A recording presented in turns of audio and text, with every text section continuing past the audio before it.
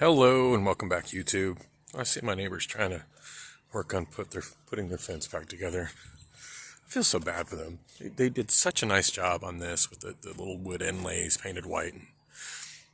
My gut feeling tells me some asshole hit that in a hit and run. It's just such a thing these days. People destroy things with their cars, and then they're like, nobody saw me do it. Get the fuck out of here. And I know there's just so many stories on the news of people being killed, and sometimes being severely wounded, but other times just straight up killed. And of course, last year, Jesse the cook from the Hideaway, that was tragic and kind of hit close to home. But even people just doing property damage, like plowing into the neighbor's fence, it's frustrating, and it just happens so often. So it's still Thursday, March 16th, 2023, 10:53 a.m. I find myself starting to get a little tired, but I really want to just make a full day out of the day, since and stay up until at least bar close, I guess. Get on a normal sleep at night kind of schedule for a couple of days. Kind of curious what's going on here. Some kind of loud big vehicles doing some kind of work over there. I'm gonna walk to the north though, up 46th Street. I still really wish they had a sidewalk here. Like this grass I'm walking on, it serves no purpose. It just seems like the city of Phoenix could just smooth it out, put some cement here, call it a little narrow sidewalk. Although I'm sure it doesn't. I'm sure it's not that easy. I would imagine in instances like this, I don't know. It gets very complicated as far as who has the rights to do what with what. As far as like where the actual property boundary is, like it's very likely these houses on the right actually own the property all the way to the curb, as opposed to there being a city easement for the sidewalk. But I don't know. It seems like one of those things that the city of Phoenix could easily strong arm and make happen. And you think it'd be something that the property owners would want.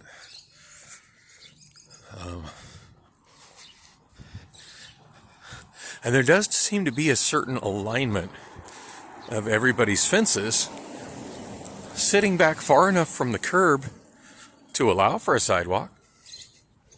That's where the grass is growing. That's enough space for a sidewalk. I mean, don't get me wrong, I like grass, but as a pedestrian, I like having a sidewalk even more. This whole awkward walking in the parking lane and on the edge of the rounded curb is not optimal. I like their brick sidewalk they got there. That's pretty neat. I had made brick pathways like that through my backyard at the house I had in Tucson when I was married. Made it all with reclaimed brick that I found on the property after buying the place. Just kind of having my own place to do shit like that with. Of course, there's so much I could do with the apartment that I have, and on a good day, I make feeble attempts to clean small parts of it. So there you go. But yeah, definitely there seems to be some kind of an easement in play here. It seems highly unlikely that all these fences would be set back the same distance from the curb, just coincidentally. Now, of course, here we've got these bushes that even overhang into the parking lane. I mean, granted, I could walk across the street and walk on the sidewalk over there, but I'm of the opinion all streets should have sidewalks on both sides.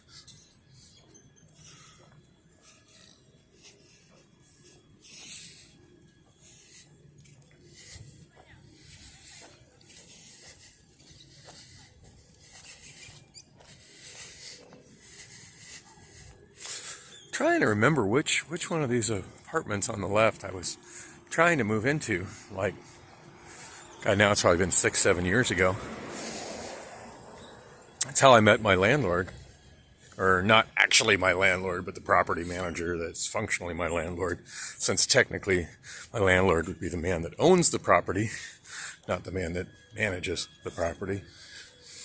But, semantics. But anyway, Lon, the man who maintains it, and the man whom I pay my rent to, I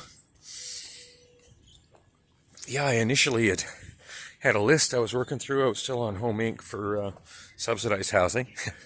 That's kind of a topic for today, isn't it? Subsidized housing. Love that this neighborhood has so many mature trees. That's one thing the city of Phoenix really doesn't have enough of. But yeah, I was on subsidized housing back then. Although, for the record, I did not have a satellite dish, nor did I pay for cable any of that time that I had subsidized housing. Oh no, I'm a liar. Yes, I am. I actually, after I moved, when I still had my housing subsidy, when I moved into the place I'm at currently. Wow, look how thick that tree trunk is. That's enormous. Dang, never noticed how just thick that tree is at the bottom before. Anyway. I wonder if it was this one. I feel like the one I was initially wanting to move into was one. That's one there was a pool in front of it, but it looks like there might have been a pool there before that was removed. But it was one of these along this side, and as I recall it was one that did have a little alley behind it, but no, I'm not so sure.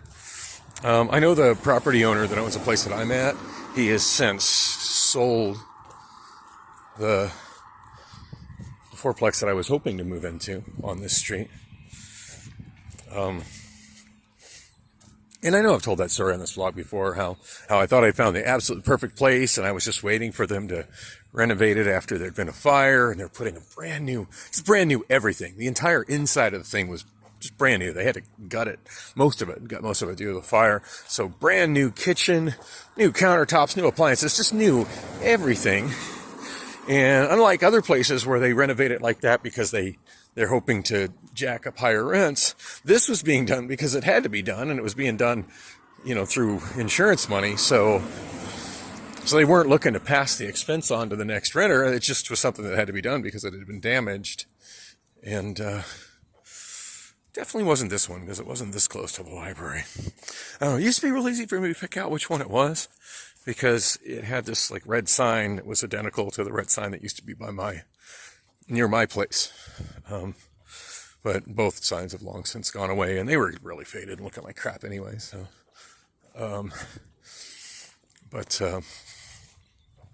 anyway, I often wonder what it would have been like had I moved into that place, but that probably would not have, had I not got that phone call from Lon telling me that, oh shoot, my bad, I forgot you're on Home Inc. housing assistance.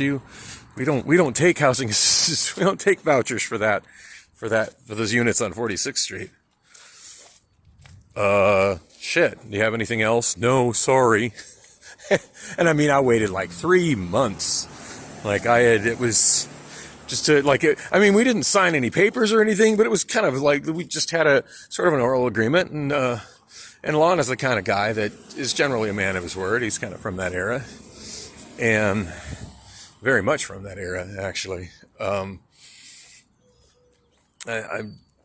fact, to be honest, I can't think of any time that Lon has ever, made a promise to me that he hasn't come through on it, or at least come through to the best of his ability on. So I definitely believe he's going to be true to his word, and I'm thinking that was a legit mistake, that when he had showed me that one and we had talked about it, he's like, oh yeah, I'll definitely for sure hold it for you, and it'll be available at X month. How much longer do you have in your old place? Oh, that's perfect. I'm sure it probably slipped his mind that housing vouchers he wasn't allowed to take housing vouchers for those units or whatever. But yeah, I often wonder what it would have been like if they did take housing vouchers there and I did move in there like I wanted to. I'm sure I would have been booted at the end of my lease after the current owner, or whoever the owner was, after the people that owned it then took over it. I'm sure that would have been pretty much the end of me living there. As it's one thing I can't say it was always a struggle for me, because I only lived in 2 different places with Home Inc. I lived in my spot in Tempe, and then I lived in my spot that I live in now. I went into the spot in Tempe because a friend of mine, Bill, who passed away many years ago, was a good friend of mine, Bill Cottrell. He had Home Inc. as well, and he stayed there. So, like, I knew I knew Home Inc. was no problem because he was living there on Home Inc. So, in fact, I think he's the first person that recommended that I get on Home Inc. because I was really struggling. And he's like, "Well, you got the same mental health problems I got, the same case management I got. Talk to him about Home Inc."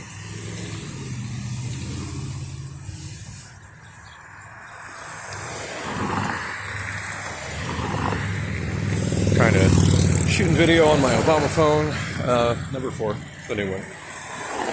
I almost got into the third one, maybe about a half hour ago. I did get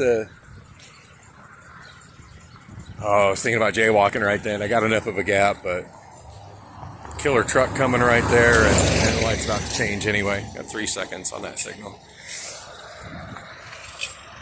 Oh, that guy's gonna speed up. You did make it on the yellow, but heaven forbid you slow down on yellow like you're supposed to. Nobody in Phoenix does that. It's like that scene from Starman, where the alien has taken over, that has recreated that woman's dead husband from some kind of genetic DNA something or other that was in the. It's been a long time since I've seen that movie, but yeah, the alien recreates the woman's dead husband and basically kidnaps him to go on a journey to the big crater in Arizona. I forget what the hell it's called. Oh, riding the goat tracks, nice.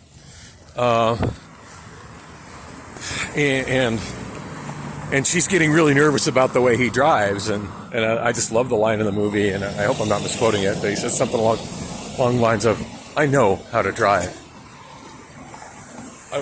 I watch other people drive. It's easy. Red means stop. Green means go, and yellow means go very fast." He said, it's not wrong. That's kind of what it means in practice with most people. All right, so I was going to look at my Valley Metro app to see when the next bus was going to be there at 46th Street. At this point, I'm already halfway to 44th Street, so may as well just keep on walking, but keep looking behind me. I don't see a bus coming. As I explained many times back when I used to take the bus everywhere, there's a whole, this bus route is not all equally served by the Route 29. Formerly the Easy Green Line. Damn, I've been here a long time. The Route 29 doesn't service all parts of the road the same. And there's substantially less service east of 44th Street than there is west of 44th Street. So there's a lot of... I hate the fact that there's not a crosswalk in this area. I'm not even going to shame that guy for jaywalking there, because there should really be a sidewalk here. There should really be a crosswalk here. And what's this crap? No pedestrians, use crosswalk. Y'all see that? Let me zoom in on it. No pedestrians, use crosswalk. Really? So I got to walk a quarter mile that way? Or a quarter mile that way? To cross the street? To the grocery store that's right there? A quarter mile that way means it's a half mile round trip. Why should I, as a pedestrian, have to walk an extra half mile out of my way just to go to the damn grocery store? It's ridiculous. Yeah, there should really be a crosswalk there. It's ridiculous. Anyway, at this point, it's kind of irrelevant whether or not there's going to be a bus soon at 46th Street, because I'm notably closer to 44th Street. But it's a good idea to see when that bus is going to be there. And it's delayed. So it's 11:08 right now. The bus was supposed to be there at 11:12. It's not going to show up until 11:14. 2-minute delay. That's nothing worth sweating. You know, the delays that bother me the most are when it shows it's going to be on time, and then you can watch the tracking, which I had happen to me the other day when I dropped my car off at Rob's to have him get it through emissions, which he did, by the way. Yeah, when I see the bus, because you're able to track in the Valley Metro app, you're able to track buses as they're en route to where the actual route starts. So I was able to track it as it moved towards the first stop where that particular run of the Route 32 started.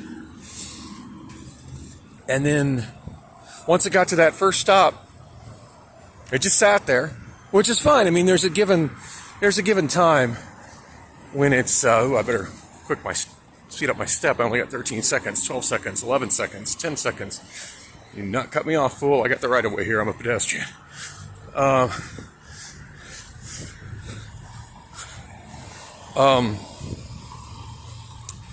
Yeah, like I get it. It's because it's there. It shouldn't leave. It shouldn't leave until the scheduled time when it's supposed to leave. And I'm all for it sitting and waiting like maybe 2 minutes after that, just to ensure that people trying to make transfers make them. And so, yeah, I'm all for that. But it sat there for like 15 minutes not moving. What the hell is up with that? As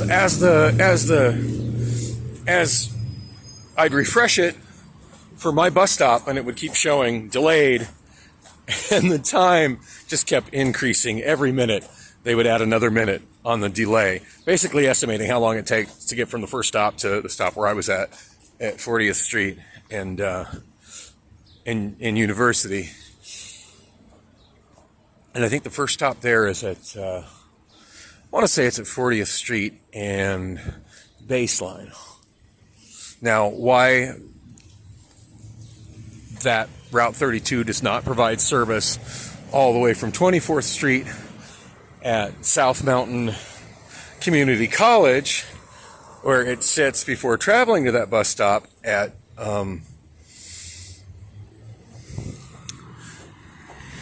it's probably my bus right here. Oh, nope, it's a 44. It's going to keep going south on 44th Street.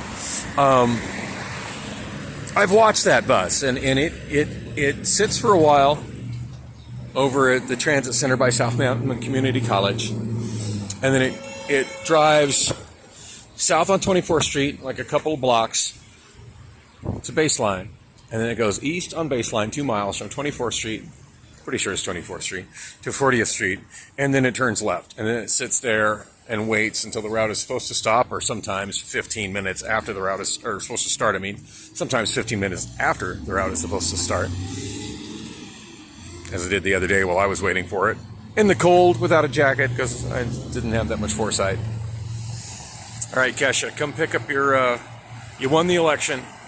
Now come pick up your signs, please. They're litter now. That wasn't my election. That's District 8. Seems funny seeing District 8 signs here in the middle of District 6, but, you know, voters in whatever district they live in drive all over the place, so this is a driving kind of city. But anyway, but yeah, it goes that 2 miles from that old transit center, which is by a community college. Empty. With the banner presumably saying not in service. Speaking of banners saying not in service, there's one right there. That's probably my bus. Until it gets to that first stop, then it sits there and camps until it's time to go, or sometimes later. I don't understand the later, but it happens. Yeah,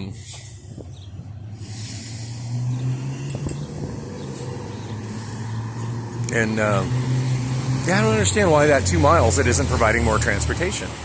I mean, it's there. The money's being spent on a driver. It's there. Why not run it? Anyway, I'm here. I gotta go. I'll be back with more later, but not on that bus. What the fuck is happening right now? Oh, there's a 29 here. That's the bus I want.